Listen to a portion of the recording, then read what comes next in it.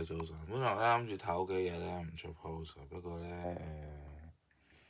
今日咧睇到新嘢咧，咁要同人講嘅，同大家講噶，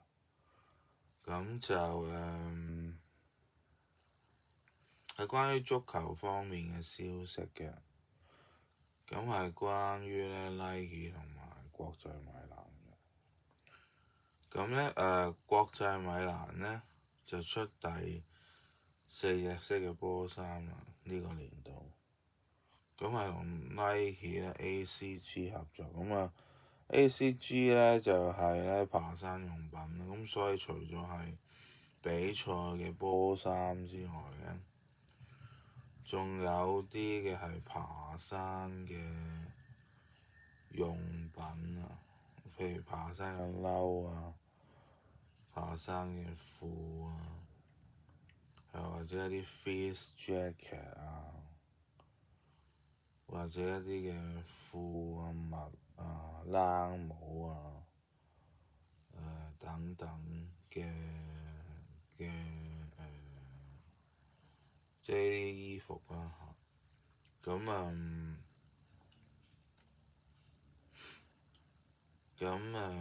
有主要係即係藍色、黑色同橙色咁樣嘅，咁就即係話時話咧，佢出呢批嘅衫咧，除咗係